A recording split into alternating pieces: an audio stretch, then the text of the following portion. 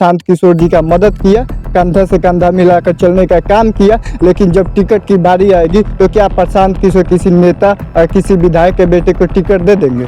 वैसी व्यवस्था ही नहीं है।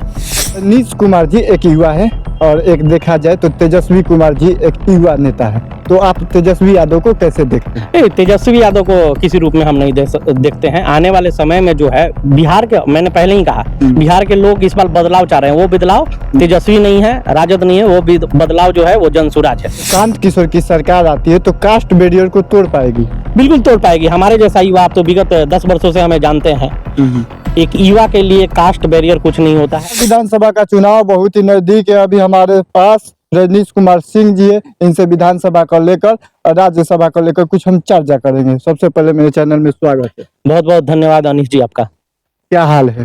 बहुत बढ़िया। कैसे हैं?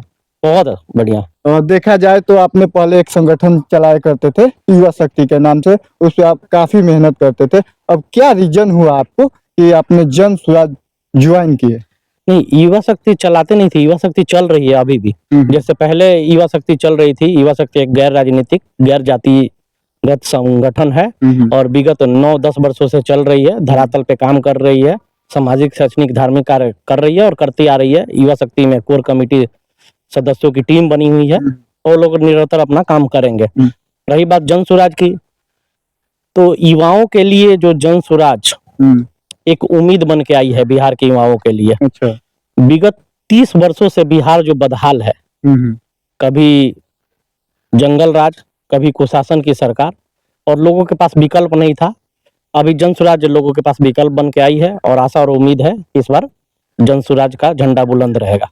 अच्छा, क्या लगता है आपको विधानसभा में कि जिस प्रकार से कार्य होना चाहिए हुआ है कि नहीं गुड़ियाकोटी विधानसभा में? नहीं, जिस प्रकार से कार्य होना चाहिए उस वैसा कार्य हुआ नहीं है। अच्छा, ये मैं खुलकर बोल रहा हूँ कि आप अगर आंकड़ा निकाल के देखेंगे तो 2005 में, यही बोल रहे हैं ना कि विगत 20 साल में सुशासन की सरकार में बहुत कार्य हुआ है, तो 2005 में जितने लोग भी बिहार से पलायन कर रहे थे, क्या वो पलायन घटा है? नहीं। 2025 में हम लोग हैं, विगत 20 वर्षों में बिहार में पलायन नहीं घटा है। पढ़ाई, दवाई, कमाई के क्षेत्र में लोग पहले भी पलायन करते थे, अभी भी पलायन कर रहे हैं। कुछ कुछ जगहों पे ये हम मानेंगे कि सड़कें बन गई हैं, भवन बन गए हैं, लेकिन अस्पताल के भवन बन गए हैं, स्कूल बन गए हैं, तो इन सब चीज़ों में कार्य हुआ है। लेकिन मोटा मोटी देखा जाए तो पढ़ाई और दवाई और कमाई के लिए लोग पलायन करते थे, अभी भी कर रहे हैं। और जन स्वराज यही कह रहा है कि इन तीनों चीज़ों पे पलायन पे रोक लगाने चाहिए। अभी आप ताजा उदाहरण देखेंगे, महाराष्ट्र में भाषा विवाद पे बिहारियों को पीटा जा रहा है, हिंदी भाषियों को कहीं भी पीटा जा रहा है। हम तो बहुत करीब से देखे हैं, 10-15 साल तक हम देश के अलग अलग कोनों में रहे हैं, देखे हैं बहुत करीब से बिहार और बिहारियों की जो दशा है वो नरकीय दशा है। लेकिन बड़े बड़े लोग इसको नहीं समझ सकते हैं। जो लोग बिहार से 10,000 15,000 की मजदूरी के लिए बाहर जाते हैं या पढ़ाई के लिए जाते हैं, वो कैसा जीवन जीते हैं, ये जो भुक्तभोगी होगा वही बता सकता है। बाकी लोग सिर्फ विकास का डुगडुगी बजाएंगे और अपनी बातों को जोर से जनता के बीच में कहेंगे कि ये कर दिया, वो कर दिया। ऐसा कुछ भी नहीं हुआ है और ये समझने की जरूरत है। आज लोग जाग चुके हैं और लोग जो इस बार वोट करेंगे, अपने बच्चों का भविष्य देकर वोट करेंगे। और हम क्यों दूसरे के लिए किसी पार्टी को या किसी नेता को या किसी बड़े नेता को देख के वोट करेंगे? हमारा वोट है तो हमारी समस्या का जो समाधान करेगा हम उसको वोट करेंगे। तो क्या लगता है, अब आपने जन स्वराज ज्वाइन की है और आपके जो कार्य है, आपके जो मतलब कहने का मतलब है कि हमें मंदिर वगैरह बनाना चाहिए, कुछ विकास करना चाहिए, जन स्वराज जो विकास कर पाएगी? बिल्कुल, बात मंदिर की नहीं है। हमारी जो जन स्वराज के साथ जो हम लोग आगे बढ़ रहे हैं, इसमें है पढ़ाई, दवाई और कमाई के लिए जो बिहार से पलायन हो रहा है। युवा साथियों, युवा लोग, युवा भाई लोग, हमारे घर के, आपके घर के, अपने क्षेत्र के जो लोग 10,000 5,000 छोटी छोटी राशियों के लिए जो पलायन कर रहे हैं, तो जन स्वराज इसी ध्येय के साथ चल रही है कि आने वाले समय में छोटे छोटे लघु उद्योग लगाए जाएंगे, शिक्षा के क्षेत्र में सुधार किया जाएगा और एक ठोस व्यवस्था बनाई जाएगी कि बिहारी भी इस देश में, इस देश का नागरिक बन के रहे, रिफ्यूजी बन के न रहे। ये जिल्लत भरी जिंदगी जाके बाहर के प्रदेशों में न जिए। और ये सुधार जो है वो जन स्वराज आएगा तो बिहार बदल जाएगा। क्या गारंटी है कि जन स्वराज की जब सरकार आती है तो बिहार सुधर जाएगा? बिल्कुल, आप देख रहे हैं कि विगत 20 वर्षों से मैं सामाजिक जीवन में था, लेकिन किसी राजनीतिक पार्टी में नहीं था। हमारे जैसे लाखों करोड़ों में जो लोग हैं जिनके पास विकल्प नहीं था, तो कभी इस पक्ष को कभी उस पक्ष को वोट देते आ रहे हैं।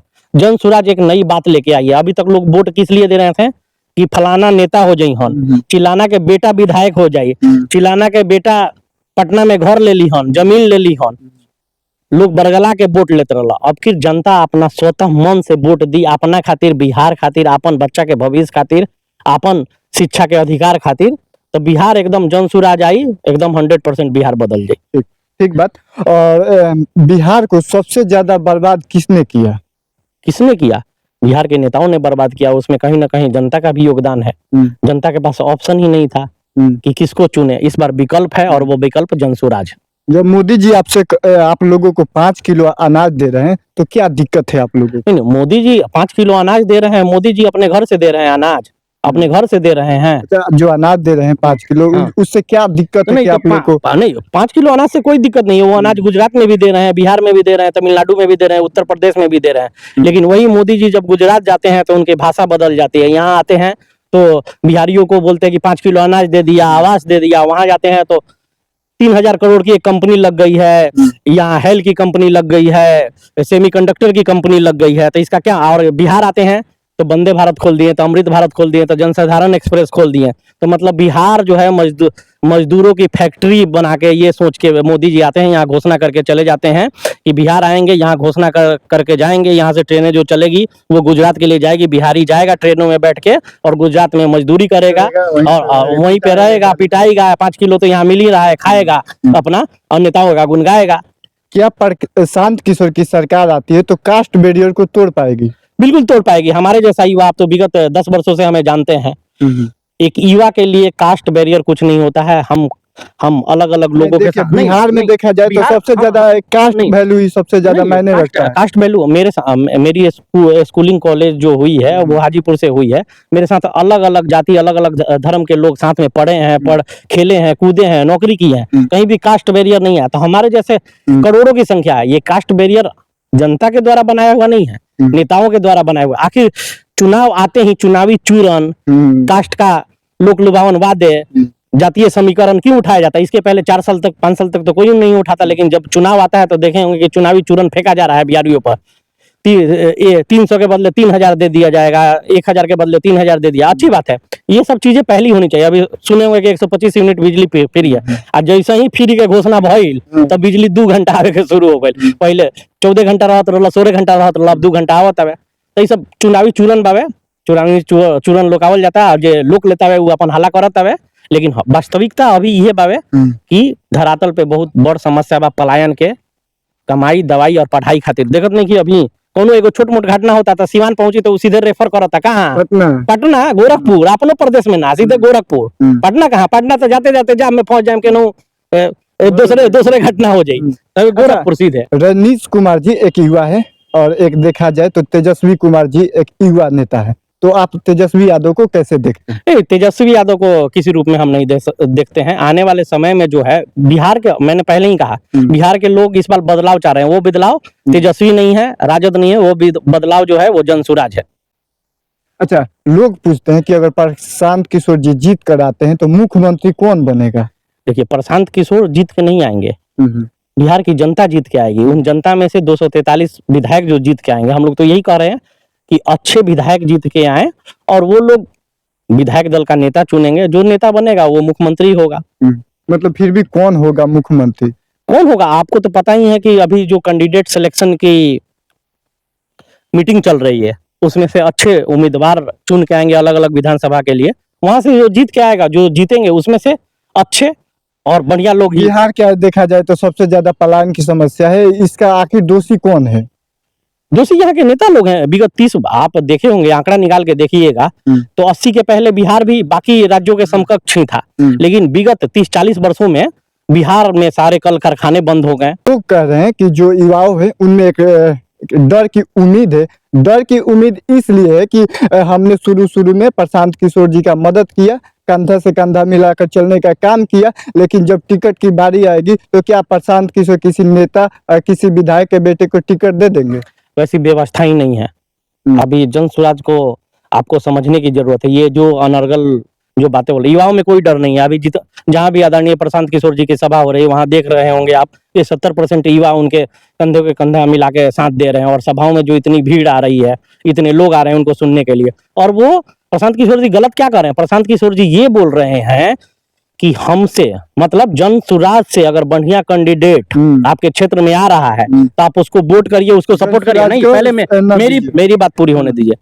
प्रशांत किशोर जी ये बोल रहे हैं, आपने नाम लिया तेजस्वी यादव का, क्या वो खुले मन से ये बोलेंगे कि राजद का उम्मीदवार अगर अच्छा नहीं हो तो वो किसी दूसरे पार्टी को वोट करें, सपोर्ट करें? क्या भाजपा ये बोलेगी कि अगर मेरा उम्मीदवार सही नहीं है तो दूसरे पार्टी को वोट करिए, सपोर्ट करिए? क्या ये बोलेगी? इसका जवाब मैं आपसे चाहता हूँ, क्या ये बोलेगी? देखिए, जब सरकार रहती है तो वोट करने के लिए तो तेजस्वी यादव की सरकार नहीं कहती है, लेकिन हर बार हर बिहार के नेताओं ने पलायन को रोकेंगे, हर चीज वादा करते हैं कि ये कर देंगे, फैक्ट्री बैठाएंगे बिहार में, लेकिन कहाँ हो रहा है? नहीं, ऐसा कभी हुआ ही नहीं है कि लोग, आज जो पलायन इतना बड़ा मुद्दा बना है वो सिर्फ और सिर्फ जन स्वराज और प्रशांत किशोर जी के कारण बना है। नहीं तो यहाँ के जो नेता लोग थे वो जातिगत राजनीति में विश्वास रखते हैं, अगड़ा पिछड़ा करके जाति धर्म में बांट के वोट लेने का काम पिछले 30 सालों से किया गया है। चलिए, बहुत बहुत आपको धन्यवाद। अपना परिचय दे दीजिए। बहुत बहुत धन्यवाद। मैं रजनीश कुमार, जन स्वराज नेता, गुड़ियाकोठी विधानसभा। देखिए, रजनीश कुमार सिंह जी थे, इन्होंने 1 ही अगस्त को जन स्वराज ज्वाइन किया। इनके बारे में आप क्या सोचते हैं कमेंट बॉक्स में कमेंट करके बताइएगा। परिचय के लिए मेरा नाम अनीस है। आप मुझे इस डिजिटल प्लेटफॉर्म पर देख रहे हैं, बहुत बहुत धन्यवाद।